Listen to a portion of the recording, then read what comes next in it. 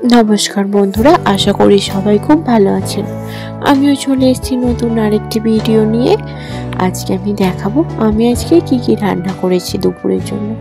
আজকে মঙ্গলবার, তাই নিরামিষের কোনো ব্যাপার নেই। আজকে আমি প্রথমেই করেছি মুসুরির ডাল দিয়ে একটু পালং শাক। তো দেখি কীভাবে রান্নাটা আমি তৈরি করলাম। প্রথমেই আমি তেলের মধ্যে শুকনো লঙ্কা আর 5 ফোড়ন দিয়ে দিয়েছি। তারপর একটু পেঁয়াজ আর টমেটোকে ভেজে নেব। এরপর আমি একদিকে মশলা করে রেখেছি আদা, রসুন, জিরে, ধনে পেস্ট করার পর সেটা দিয়ে দিয়েছি কড়াই। তার সঙ্গে একটু নুন আর হলুদও দিয়েছি। পালং শাকটাকে ভালো করে সিদ্ধ করে নিয়েছি। আর এবার সেটা একসঙ্গে ফোটাবো। আসলে এক হাতে রান্না করি আর এক হাতে ভিডিও করি, তো তাই খুব অসুবিধা হয় জানেন। যাই হোক, এবার আমার লাউ পালং শাক দিয়ে ডালটা হয়ে গেছে। এরপর আমি একটু উচ্ছে আর আলু ভেজে নিয়েছি পেঁয়াজ আর 5 ফোড়ন দিয়ে। ঠিক আছে, এবার আমি মাছের ঝাল করব। মাছটা বর্তা অর্থাৎ আমার বড় ভাসুর এনে দিয়েছেন। এবার আমি মাছটাকে বেশ ভালো করে গরম তেল করে সমস্ত মাছকে একে একে ভেজে নেব। রান্নাটা একটু সকালেই করতে হয়। আসলে মেজদা বেরোবেন 9টার সময়, তারপর বর্দা বেরোবেন 10টার সময়। যাই হোক, মেজদা আসার আগে মাছটা এসে পৌঁছায়নি, তাই মেজদাকে আজকে তরকারি আর ডাল দিয়ে দিয়েছি। মেজদা বলল ডিমটা কিনে নেবে। এবার আমি মাছগুলো একে একে সব ভেজে নিচ্ছি। জানেন তো, একদিন যদি মাছ না হয় আমার মেয়ে খুব বায়না করে। একদিন এরকম মাছ হয়নি তো, সেদিন বর্দা বাড়ি ছিল, এত কাঁদছে বর্দার গলা জড়িয়ে ধরে যে একটু মাছ খাবো। আর তখন বাজে দুপুর 12:30। কোথায় মাছ পাওয়া যায় বলুন তো? তখন বর্দা তার পাশের বাড়ি একটা বন্ধুর থেকে মাছ নিয়ে এলো, কাঁচা মাছ। বললো দে কাঁচা মাছটাই দে, একটু ভাজা করে দেবো।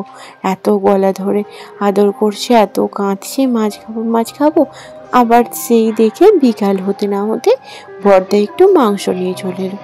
যাই হোক, কথা বলতে বলতে আমার হয়ে গেল মশলা কষানো। মাছের জন্য যে মশলাটা করে রেখেছিলাম সেটা কষিয়ে জল দিয়ে মাছটা ফুটিয়ে নিয়েছি। এবার আমি এখানে একটা সমস্ত সবজি দিয়ে আর কপির তরকারি করেছিলাম সকালে। সেই কপির তরকারিটা আপনাদের দেখানো হয়নি তাড়াহুড়োর মাঝে। সেই কপির যে ডাঁটাগুলো ছিল না, ওই ডাঁটা দিয়ে আর শীতের সমস্ত সবজি দিয়ে একটা সর্ষে পোস্ত দিয়ে তরকারি বানিয়েছি। করে দেখবেন কখনো, এত সুন্দর হয় খেতে।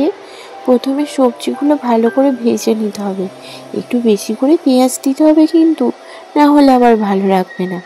আর সর্ষে পোস্ত আদা রসুন বেশ করে বেটে সেটাকে এবার কষিয়ে রসিয়ে রান্না করতে হবে। একটু ঝাল মিষ্টি এই তরকারিটা হবে। হয়ে গেছে আমার প্রায় রান্নাটা, তবে একটু বেশি করে জল দিতে হবে জানেন, না হলে আবার কপির ডাঁটাগুলো সিদ্ধ হতে চায় না। যাই হোক, তরকারিটা ততক্ষণ ফুটুক, আমি ততক্ষণ মেয়েটাকে একটু খাইয়ে নিই। সেই কোন সকালে একটুখানি দুধ রুটি খেয়েছে, তারপরে একটুখানি ডিম সেদ্ধ করেছিলাম একটা। আমার মেজুচাকে বললাম মেজদি একটু খাইয়ে দাও তো, ততক্ষণ রান্নাটা এগিয়ে নিই। যাই হোক, তরকারিটা হয়ে গেছে তো। এবার মা বললো একটু মূলো ভাজা করতে, আর আমার মেয়ে বলল শিম ভাজা খাবে। আসলে ও পটল ভাজা খেতে ভালোবাসে, কিন্তু পটল ছিল না বলে শিম ভাজা করে দিয়েছিলাম।